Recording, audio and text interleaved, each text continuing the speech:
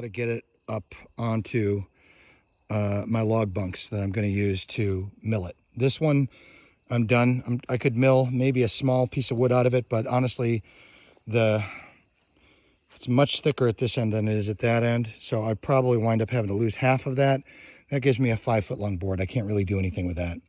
So I think I'm going to cut it where it starts to dramatically narrow right about there. And then this is going to be a half log bench for the fire pit. I have a lot of trees on my property, but every time I have to cut down one of these trees that I really appreciate, like the aspens or maples, I try to use as much of the tree as possible. It's, I don't know, my way of showing respect. I really appreciate owning this place, and I want to preserve as much of it as I can. So being able to use these scraps of aspen in this way instead of just turning them into firewood made me feel really good, and honestly, it was a really fun project to do. Something that we'll use for years to come. Okay, so this is going to be a bench. You can see I've got the 2 uprights picked out here. These are just offcuts that I was going to try and make into chainsaw bucks. I experimented with like a taller chainsaw buck using the log upright instead of on its side, and it wasn't stable enough. So they're either going to be firewood, but a couple of them have, like that one has knots and stuff in it, which would make it hard to, wonky cam, which would make it hard to split. So I decided that I'm going to use it for my bench. This is the offcut from the last log that I milled, and you saw the time lapse of me knocking it back with a 40 grit sanding flap wheel on my Harbor Freight grinder. $35 grinder is immeasurably useful. I use it for everything. So the bottom got a 40 grit sanding. The top I then followed up in any edges where they're going to have body contact, so rounding the edges and stuff, you can see it's nice and smooth. I followed up with my sander, my random orbit sander, with an 80 grit Cubitron sanding pad, my favorite sandpaper. But I'm going to try something interesting, hopefully. We'll see. It should help to bring out the grain. You can see I didn't get all of the saw marks up, and that's by design. I want people to know that this was hand milled with a chainsaw mill, so I'm leaving a little bit of those in. They're not rough by any means. They're not going to be uncomfortable, but I'm going to enhance the grain pattern further with some fire. Hopefully this will work. I've never done this on aspen, but theoretically, this should help to enhance the grain.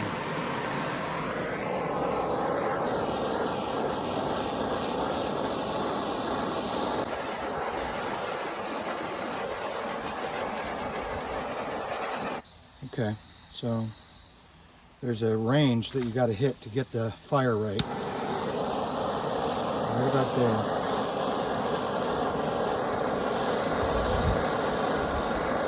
It's going to be a bit patchy, but wait for the finished effect.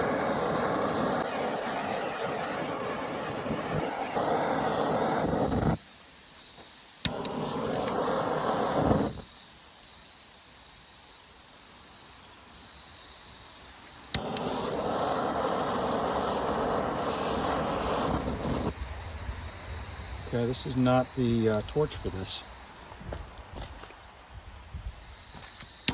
Also, it's windy today. Yeah, the wind's blowing the torch out. Let's see if I can move over behind the shed and if it makes a difference.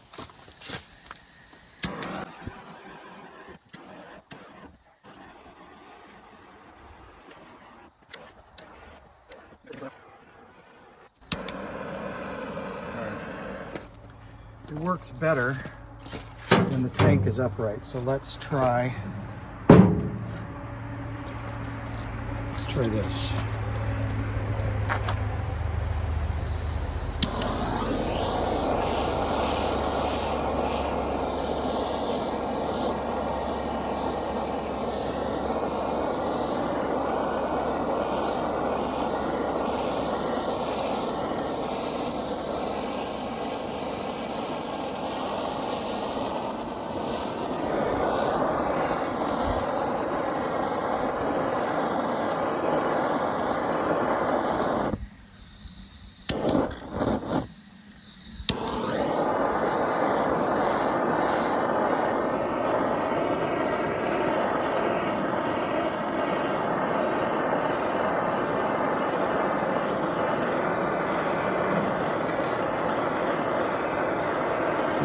pick out some of the finer details, the knots and stuff, and the grain, just because I don't think I'm going to have enough to do the whole bench. Ideally, I would use a 20-pound propane tank, and my brother Matt's got a torch for burning weeds that works great for this.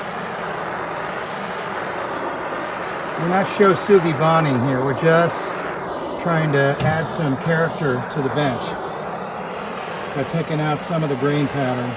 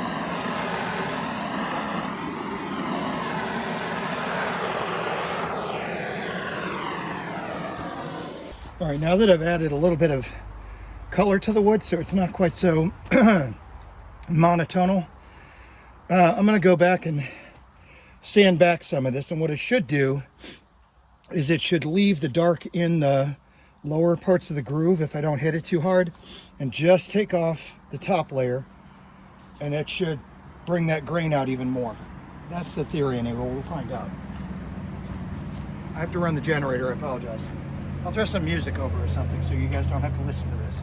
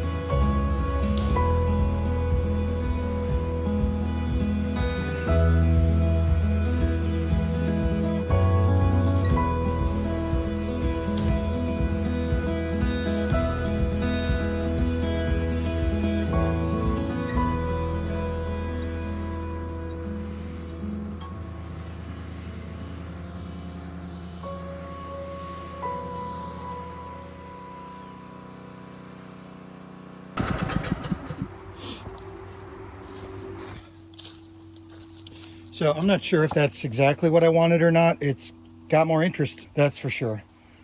But one thing you can do is you can use odorless mineral spirits to try and figure out what it's going to look like once there's a finish on it. This is going to clean the dust off. It's going to darken all of the grain, including the stuff that I burned. And it should give us an idea of what this will look like when I have an oil finish on it, which is what I'll probably do. I'm going to make a handmade oil finish that I used on several projects, and that'll go on this, but I'm going to let it weather for a while before I do that. So let's see if we can't wipe off the top layer of dust here and bring out the grain and see what this is going to look like.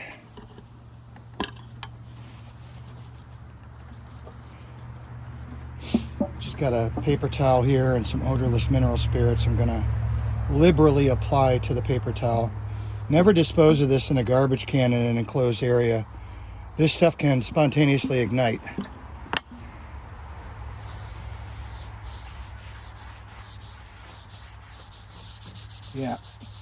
Yeah, that's going to look good.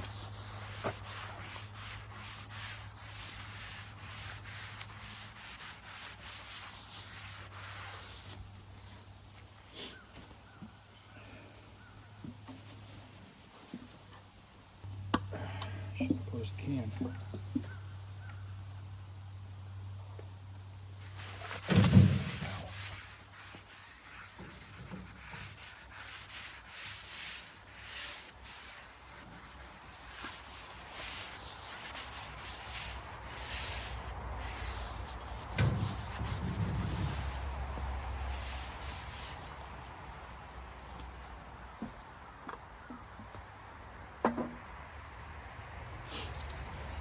All right, so that gives you a feeling of what this is going to look like when it's a finished product. Let me see if I can move the camera around to get the whole thing in here. I kind of feel like before I put the finish on, I'm going to want to burn the whole thing, but I'll wait till I have my brother's torch to do it.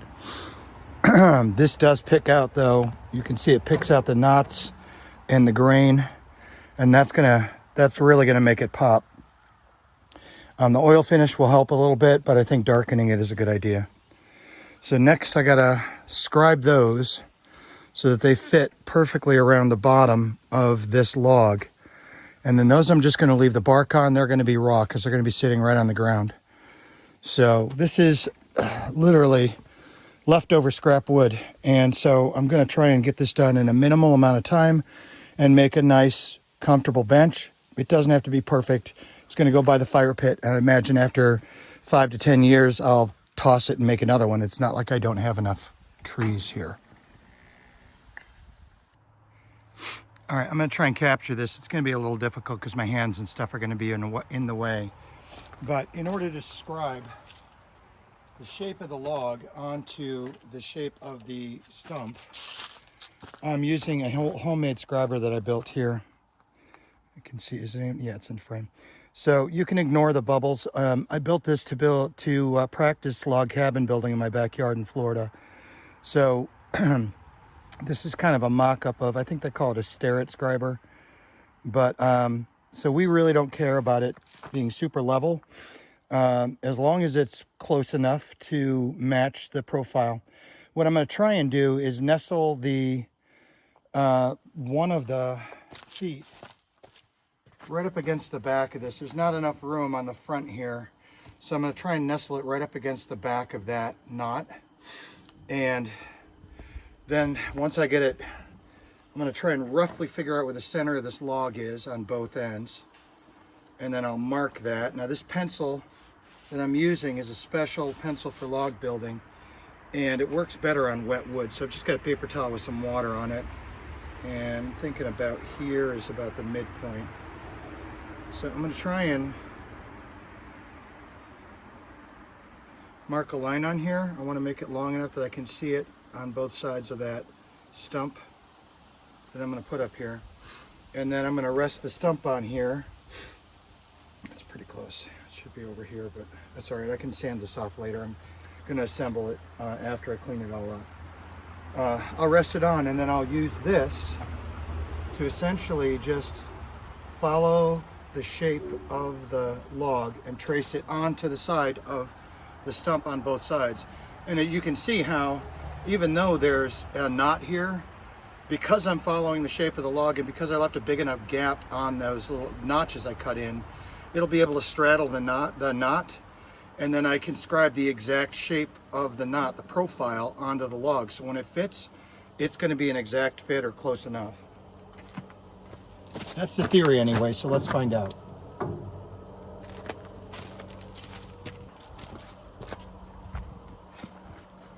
Trying to decide if I want the knot on the front or on the back. I think I want it on the front because it adds character. Okay, that's not going to work.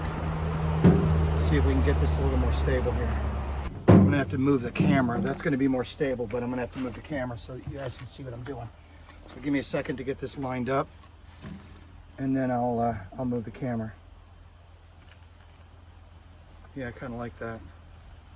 So I'm going to take this spacing and I'm going to measure it, and I'll replicate that on the other end. The other end is much smoother and it works a lot easier. Let me make sure this is in frame. I'm going to use my trusty water bottle.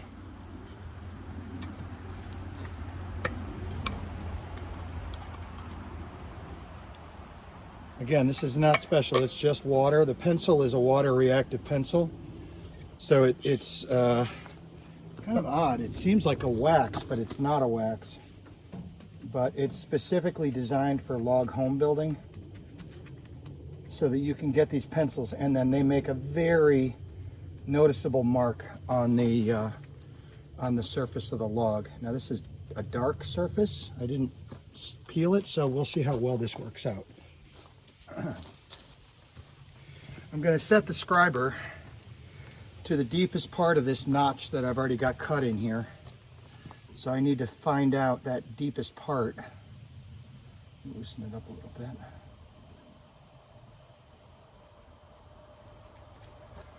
Tip this down, loosen this up, and then just eyeball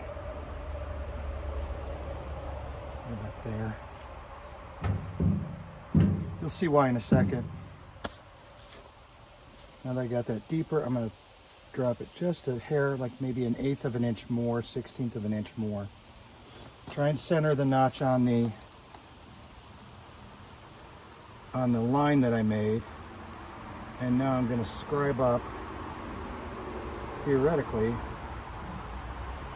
matching how this is going to sit on the log.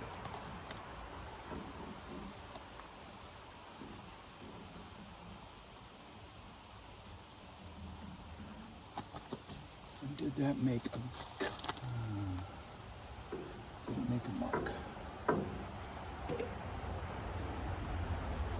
a mark on some of that.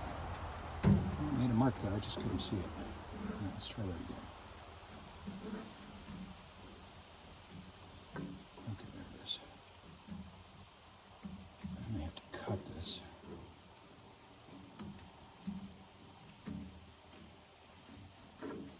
Okay.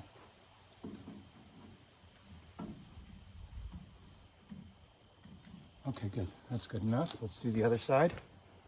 Just gonna run that point on the bottom along the log in roughly the same line on both sides. It's not a good mark there. I want to have it parallel.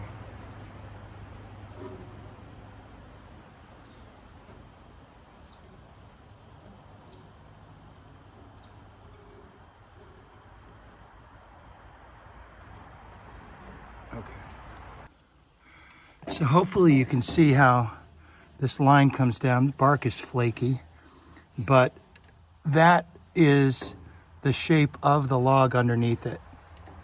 And so now what I'm going to do is I'm going to hog out most of this with my chainsaw to get it roughly, and I'll leave it, I'll leave the line. And the trick here is matching across the top, so I'm cutting it properly. So I'm going to flip it over. I'm going to find the point down here where it joins up, and on the other side, and I'll draw a straight line across, and that'll be my chainsaw guidelines from the top of the stump. And then once this is all hogged out with the chainsaw, I'll use that 40 grit flap wheel on the grinder. I'll grind it smooth, and then we'll check the fit.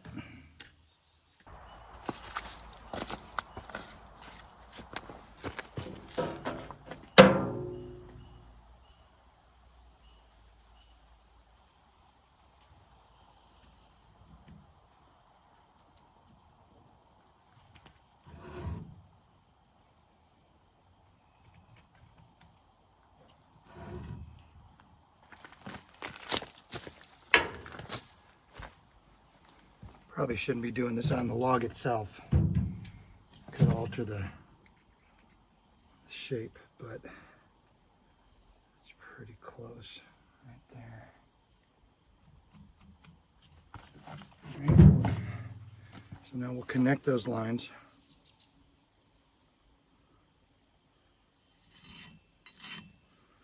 That's my outside line for my chainsaw. And you'll see that it's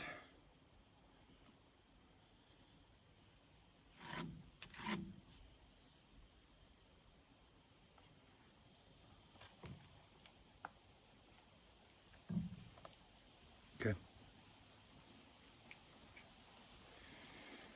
All right.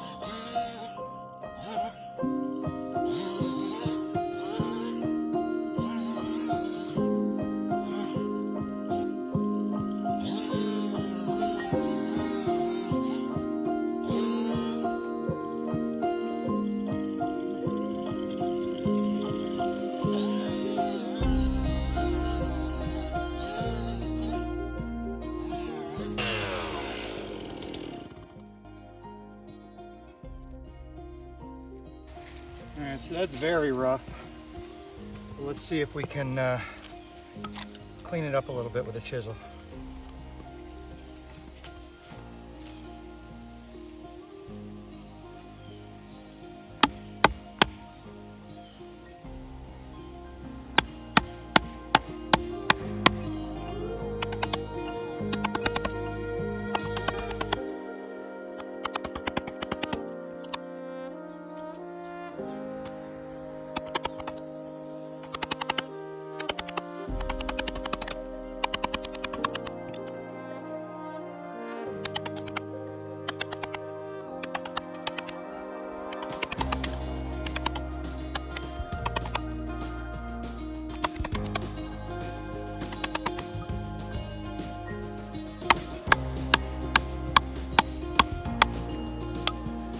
Do the rest of this in time lapse so you guys don't have to sit here and watch this.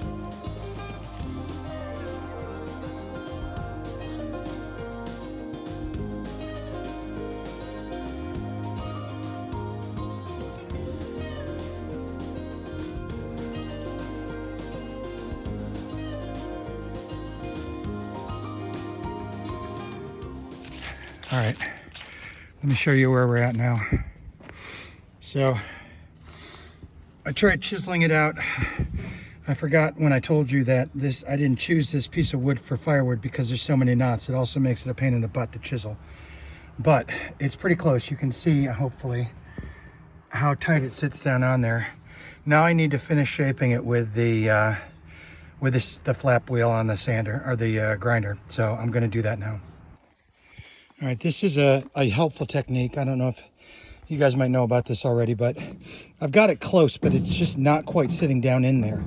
So I'm trying to figure out how I can figure out where I need to clear it up. And so what I did was I took a fairly soft pencil and I just covered the bottom of the bench with a soft pencil.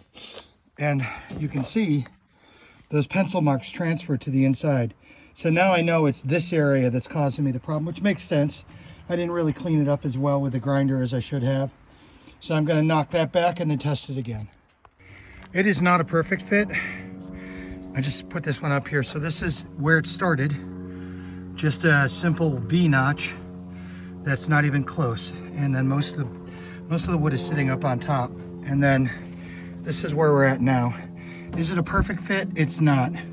But it's close enough for a bench that's going to sit next to my fire pit in the middle of the woods for 5 to 10 years and give people a comfortable place to relax and keep their feet warm. I'm going to do the other one, but not today. It's too hot and I got family coming up, so I'm going to try and clean up my tools and take a shower and get ready to go out and have a beer.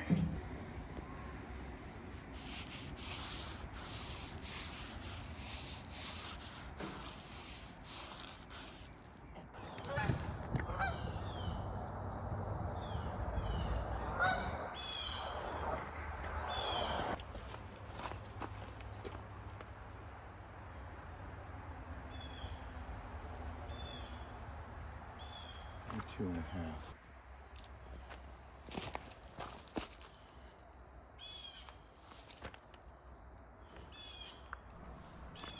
In order to get the exact shape of the bottom of the bench top for scribing, the leg needs to be positioned where it will be attached, as logs are not perfectly round.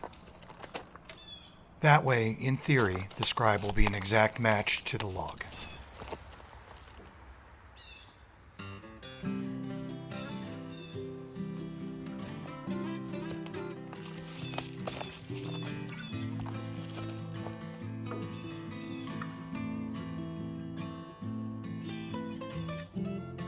In building this bench, I could have just flattened the bottom spots of the log where I wanted to attach the legs.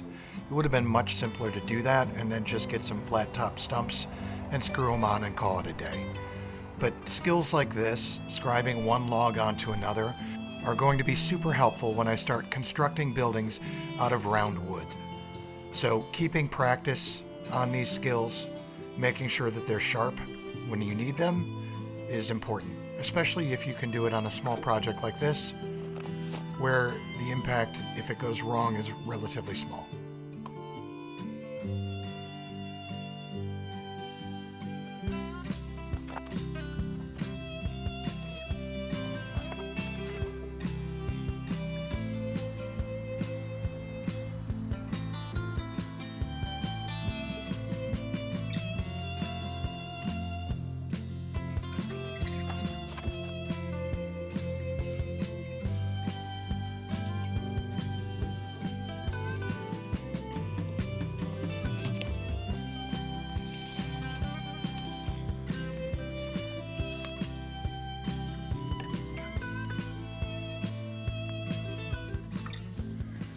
I don't know if you can see there, but this shape is mirrored on there. So that's what we have to cut out in order to get this to sit down in. And when I do that, you can see how much taller this one is than that one down there. This will lower down. Theoretically, they're going to be the same height from here to the flat when I'm done, but if they're not, we can always adjust that with a chainsaw.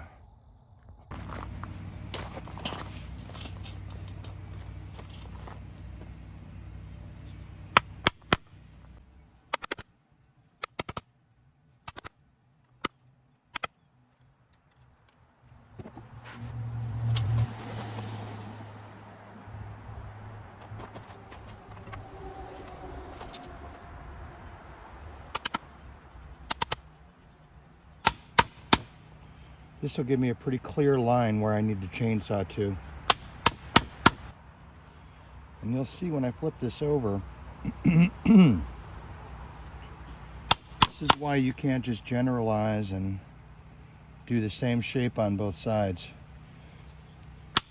This side has much more of a pronounced arch than the other side. You'll see when I get this flipped over. Much more of a pronounced arch shape than the other side, which is a lot flatter.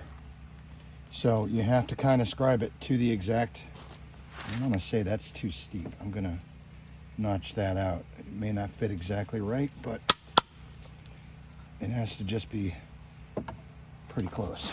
All right, so let's flip it over and look at the other side. You can see this side much flatter of an arc.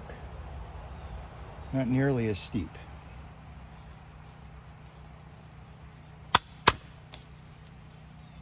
Just cutting through the bark. The reason for this is going to give us our pattern to chainsaw down to. And in theory, if I do this properly, it'll be much easier than the last one, which was a giant struggle. Got there in the end, but it was not fun.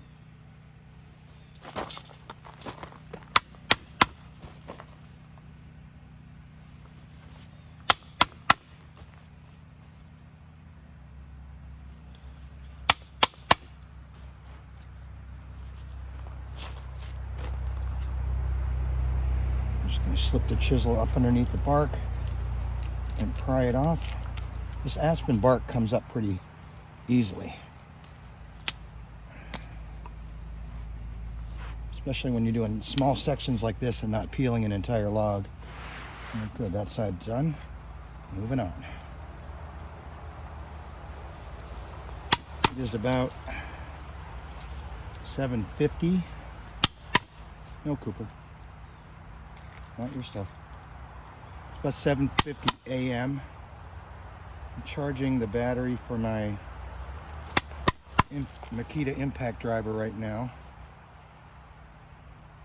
I had to charge up, just top up the battery that runs my Starlink.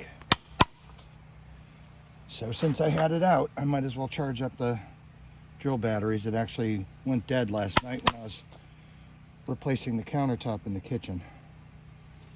I had to fall back to my Craftsman drill, which is not an impact driver and not as easy to drive in heavy-duty screws with, but you work with the tools you have. Let's see if this will come off now.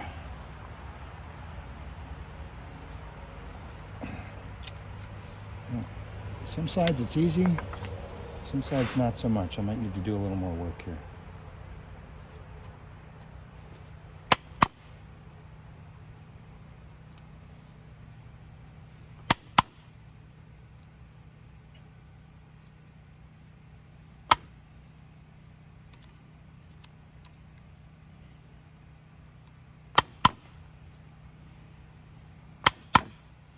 The scribing pencils do a really good job of writing on a natural surface like bark. I mean, they're specifically designed for this. They're designed for log building so that you can scribe one log down onto another log. But they work fine for this too.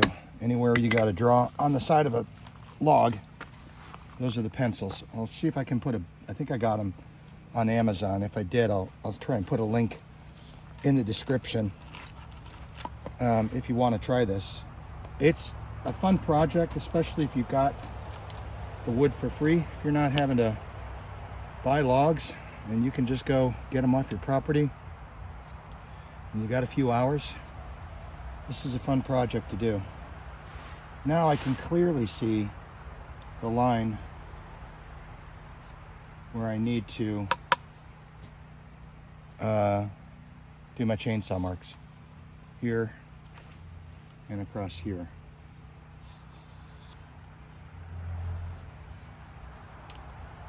This is just a DeWalt. You can get these in, I think, Lowe's and Home Depot.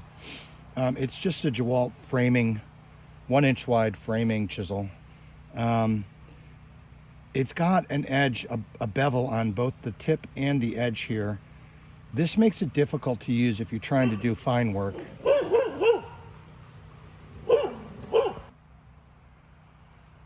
Bevel on the edge makes it difficult if you're trying to do fine work because it's very easy. I keep my chisels as sharp as a razor if I can. It's very easy to slip and accidentally cut your hand, but what it is good for is stuff like this. It's designed for knocking out notches in 2x4s and stuff during construction, but it also works well if you want to cut a nice straight line. See if I can hold on to it here. So this will give me a mark to shoot to for the edge of my chainsaw. You don't want to overshoot because then you'll have a loose joint. And then that should follow right around.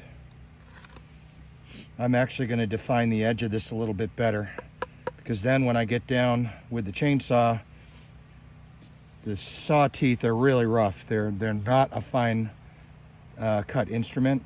So by breaking the fibers right along the cut, it should come out nice and clean, as opposed to what I did the other day on that other log, which was just messy. I was rushing and I wanted to get it done, and I just didn't follow the procedure. There's a procedure for this. Take off the bark, you score the wood. Then when you come through with your chainsaw, you can cut down close to the score mark and it'll break evenly out of there and look nice and clean. And you get a nice fine join to your log underneath because of that. So you can see I'm just doing not going deep. I'm just doing a real fine couple taps down in just to break the fibers at the surface. And then on the inside, we'll clean it up with the sander, the flap disc on the grinder wheel.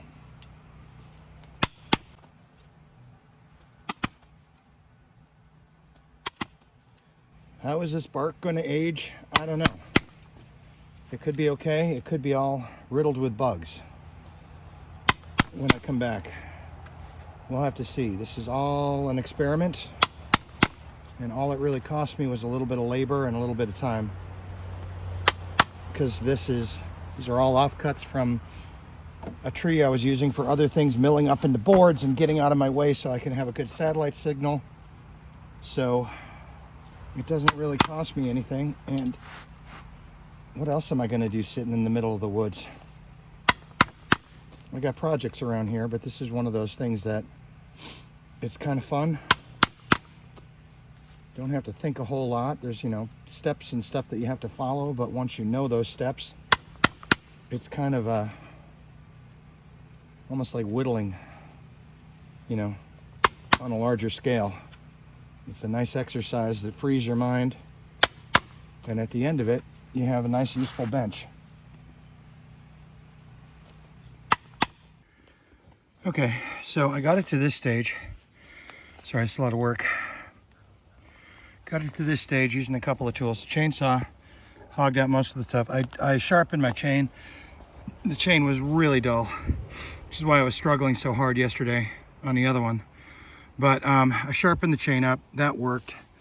I used this and a heavy metal hammer to hog out most of the chunks. And then the fine tuning I'm doing with, sorry to put my finger in the middle. The fine tuning I'm doing with my chiseling mallet and my, this is a Robert Sorby 1.5 inch timber framing chisel. I forgot, I don't use this very much. And quite honestly, I forgot to get it down the other day. I really should have, because it's razor sharp. The steel is much better than that DeWalt. It's a much more expensive chisel as well. But it is designed for this exact thing, cross-cutting the grain in a piece of fresh wood. All right, this is a chainsaw technique called brushing. This is really unsafe. I don't recommend anybody do this but me. The reason being, this log is loose. It's not sitting perfectly flat down on here, and I'm going to be using a chainsaw at high revolutions. So I don't recommend anybody does this, but brushing is designed so that you can clear smoothly large portions of wood. I've got a bunch of wood on these sides that still are sticking out. It's going to take forever to clear it with the grinder. So I'm going to use the chainsaw using brushing techniques. These are techniques that are used to flatten surfaces when you're log building. I've practiced them before. If you're not comfortable or you've not done this before, I don't recommend you do it. Do this on a very secure piece of wood that you can practice on until you get the technique down. It involves holding the chainsaw tightly against your leg on the back, and then making very small movements. Gross movements will cause the chain to bounce. You can get kickback and it's dangerous. So again, fair warning.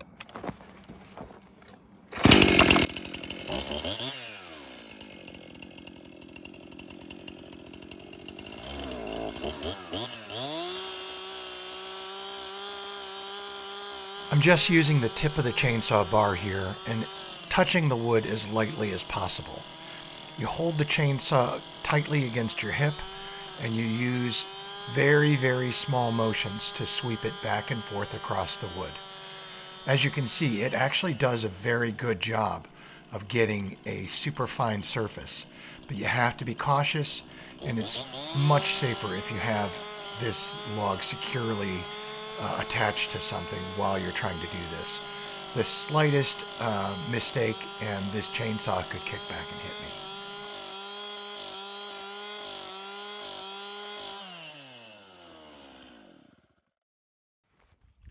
All right, so you can see, you can get a fairly smooth surface. Let me lift this up for you. You can get a pretty smooth surface with a chainsaw. I'm going to test this against the bottom of the bench and see if we get a better fit now.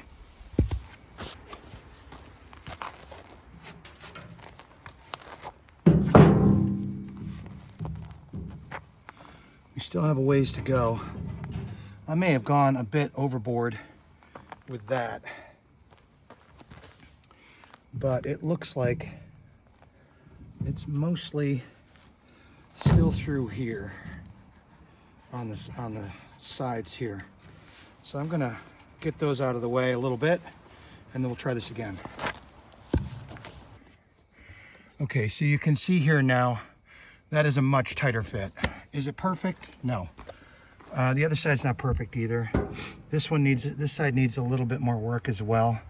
But this is close enough that I can take it down with the flap wheel. This is the kind of fine adjustments that you want to do with a sander. So I'm going to work on that next. So this is, in my mind, this is pretty good. I like it. They're fairly perpendicular. This one's got a little work. Might need to scrub this some more to make this sit up straight. But I can always fix that with the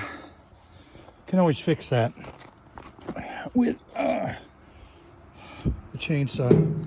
So let's just do a little measurement here in the center, right there, rough measurement, and over here in the center, it's a little bit taller.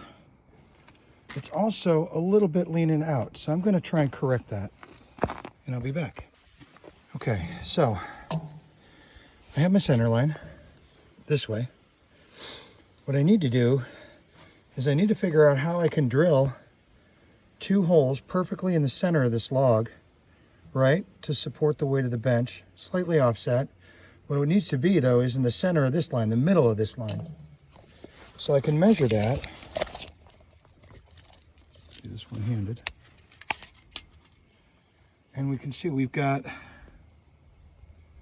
22 centimeters, ballpark, roughly 22 centimeters in the middle of that log. Half of that would be 11. So I'm going to mark right at 11 centimeters. I use centimeters because they're a little bit, it's easier for me to get holes and halves and tenths instead of trying to do quarters and sixteenths and all that standard stuff. So I'm just going to mark right at 11. That should be roughly, ballpark, right in the middle of that log, this particular log. So let's make an X right here. So that's great, but I need to drill the holes on the other side of the log. How do I get the holes to the other side of the log? Well, this looks janky, and it certainly is a bit janky, but this is essentially a double plumb bob, right? So these should, if I line this up straight, these should be hanging straight down on either side of the log. And as long as they're free hanging, they should give me the exact center on this side. So I'm just gonna go in behind here, and it just has to be close. It doesn't have to be perfect. There's a lot of log to work with there. So I'm gonna do that there, and then we'll do that, repeat the process over here. So here we go again. On this side, the log is 23, ballpark in the center, 23. Half of 23 would be 11 and a half. So we're gonna go from, again, roughly in the center of the log. We're going to go up to 11 and a half. There's 11. There's 12. 11 and a half would be right about here. Make a nice dark mark because I have all that garbage down there, which is right about here. And just eyeball it. That looks like it's about right to me. You got this side over here, and that side over there. That's roughly 11 and a half. So now I need to get this moved down a little bit so that I can get those free hanging. And we'll do that now. Slide it down. Take my little janky mechanism and we'll move it over here. And this is not anything new. Plumb bobs have been around since probably since the Egyptians, I would imagine. And you want to have them, you want them pendulating them around and sliding. Again, this isn't an exact science and it doesn't have to be. It's just got to be close to the center of the log. And so here again, I'm going to try and mark right behind the line up here. It's going to make a mark, but I can sand it off. And then right behind the line over here.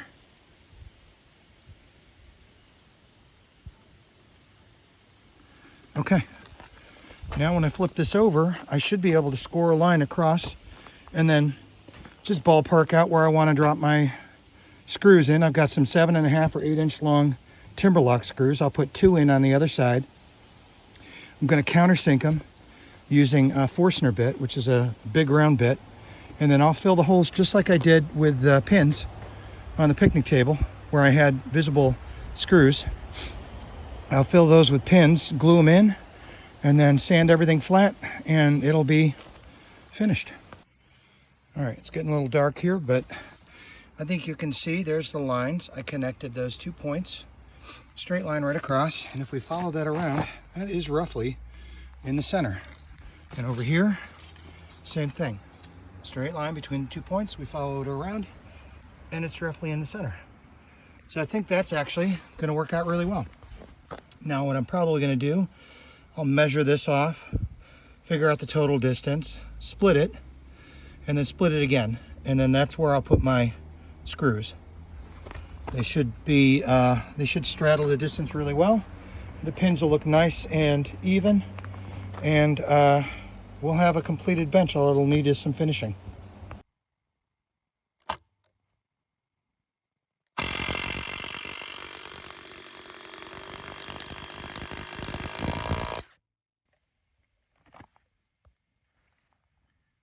So we got 4 Timberlocks, 2 on this end, 6 centimeters in, 2 on this end, 6 centimeters in.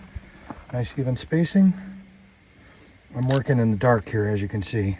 Tomorrow, if it doesn't pour down rain all day long, which it's supposed to, I'll be cutting some maple pins to go in here. Tonight this is going to go in the shed to try and keep it dry until I can get the pins in and get it finished.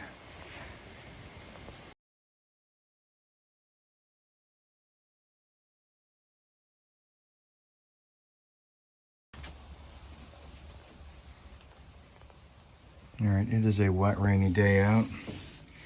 It's about 7 o'clock in the morning, so rather than just sit around and drink coffee, of course I got to do something. I picked up a little piece of birch. This is a birch limb from some of the scrub I cut down, and I'm making plugs for my bench. So these will get glued in, and I've got this Japanese pull saw. And I'll flush cut them, run that right along. That'll leave just a little bit up above the surface, and then I'll sand it down flat, which will also take away these pencil marks. And then the bench will be ready for an oil finish. A couple days of drying and I can put it out by the fire pit. All right, so I mixed up a batch of that oil finish. I have brushed the tops, the bottoms actually, of these logs that I'm using as the legs. They're within 4 millimeters of each other in height, and so there doesn't look exactly level, but that's as level as this wheelbarrow is. The ground's not flat here. I've also applied an oil and wax finish to 2 coats to the seat, the bench. The legs aren't going to get any. I did coat the top of them where they're going to get rain coming down. But the bottoms and the sides, I'm just going to leave as is. Again, this was a bench made out of scraps, so if it lasts 5 to 10 years, I'll be happy. And with that, the bench was complete. This was a simple project, but it required the use of many different tools and skills. These skills I could use in more complex projects later, now that I've honed them on a relatively simple, low-impact build. These round wood carving skills will come in handy when I work on the roof over my outdoor kitchen next year. I appreciate you watching and following along with the channel. Please like and subscribe if you like what you're seeing, and to get notifications when each new video comes out. Thanks again to my channel subscribers, and especially to the people that leave comments. I really enjoy interacting with you and finding out your ideas. Once again, thanks for watching.